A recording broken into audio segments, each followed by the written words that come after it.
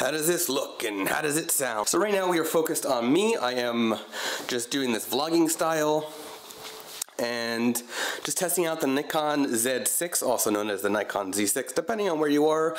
Technically it's Nikon Z6, so you know, there's that. I didn't adjust the preamp in this camera because I'm just making sure that the focus is working. That is the most important part for me right now, is making sure that the focus is staying focused on me.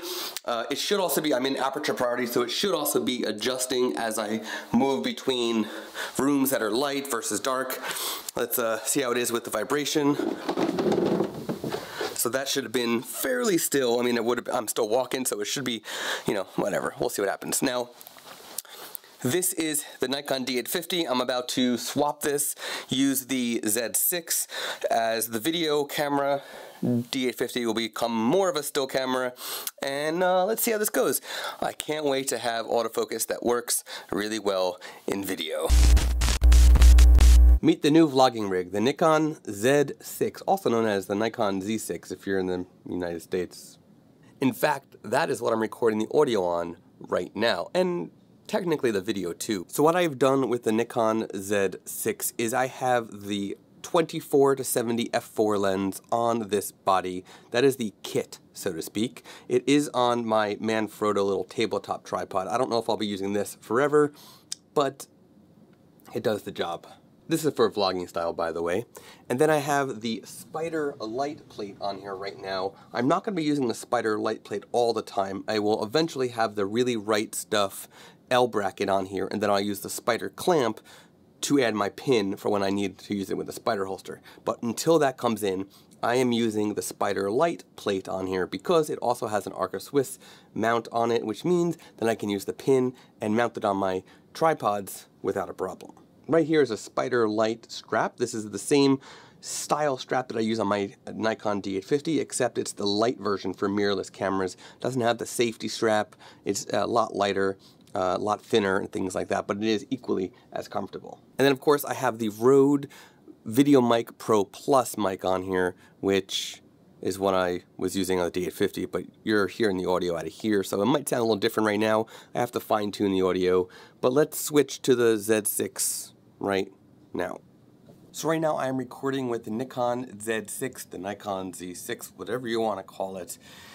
And it has basically the most basic settings. I have it on AFF and it's tracking my face. Face recognition is on, so if I move around, everything that you see should be in focus on me. And that's really cool because, well, with the Nikon D850, it wasn't good with video autofocus. It was great with still autofocus. So I'm really looking forward to using the Nikon Z6, and well, I just learned because of the announcement at CES in Las Vegas going on right now that they just announced eye autofocus is coming via firmware upgrade. So all those complaints that people had about the lack of eye autofocus are going to go away because they're getting it with firmware upgrade. Now I have a lot to configure, I have a lot to do because right now it's set to aperture priority and the lighting is set up the same as a D850 was, but the D850 I had it on manual mode and I had it on auto ISO, so I have to configure the video settings like that. But other than that, everything else should be the same. I set the preamp in the camera to be the same level 4 that I use on the Nikon D850, and so audio should be fairly close to what previous videos have been. And I just have to work out the distances and whatnot because it is a 24-70 lens f4, and I was using on the Nikon D850 for video the 24-120 f4. So as far as focal length goes, it's the same. It's just a matter of getting the zoom right and get my settings right and things like that. But this camera is going to serve as the new video camera.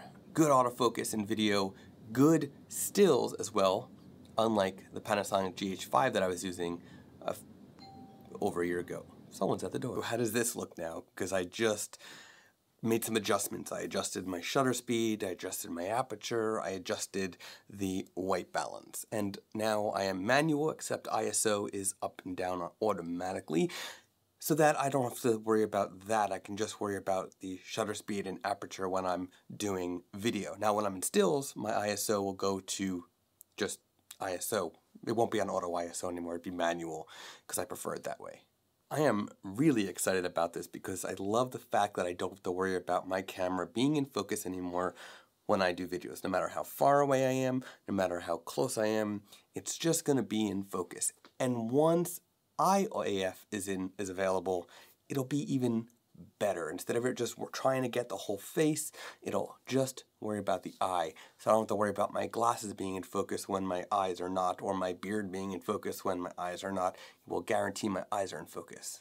So I'm really excited about the Nikon Z6 because it is going to be a game changer for me.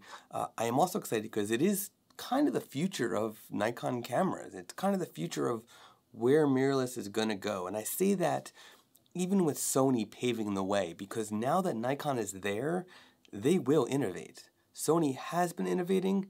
We'll see what happens now that Nikon is there. Yeah, I still have my caveats. I still don't like that it's an XQD card. I still don't like that it's only one card slot. And I still am not that big of a fan with the fact that I have to get new lenses. But then again, pretty soon I'll be able to use CF Express cards, and they're going to be high storage and extremely fast. And am I concerned about the single card slot? Yes and no. There's ways around it, and I will do a video about how to make sure your images are safe and secure before you finish a job. And am I worried about the lenses? Well, yes and no. Again, you know, it does stink to have to get new lenses. There's a new lens on this body, but at the same time, you can use the FTZ adapter and use your old lenses and get stabilizer on it. VR, vibration reduction, will go on those new lenses, or those old lenses, using the FTZ adapter on the Z6 or the Z7 camera. That's a beautiful thing. So I don't have to get new lenses to cover the complete range, and yes, they do add a little bit more bulk to the camera, but not that much. I do wish that the foot was removable like they are on some third-party lens adapters. But there's exciting things about the new lens mount. How big it is does open the door for a lot of possibilities, a lot of unique lens designs, and it even unlocks the ability for Nikon to consider doing larger sensors in the future. So I wouldn't be surprised if there's a medium format sensor inside of a camera body like the Z6 or Z7 mirrorless. It's possible. So for now, I am signing off. I am about to go put this puppy to the test. This weekend I will be bringing it with me on a trip, and we'll see what happens. I just want to say thank you to Mac Worldwide Warranty for partnering with me on this video and on my channel completely. Without Mac Worldwide Warranty, I wouldn't be able to bring you the videos I am bringing you today. If you need an electronic warranty on your camera or your computer or your phone or any electronic devices like that, check out the Mac Worldwide Warranty, their Diamond Warranty, which covers accidental damage like dropping it in water or on the cement. Mac Worldwide Warranty can be found at electronic and camera stores around the world, so check them out. And if you like this video, click that subscribe button below. Now I publish new videos every Monday and Thursday whenever possible. You don't want to miss it.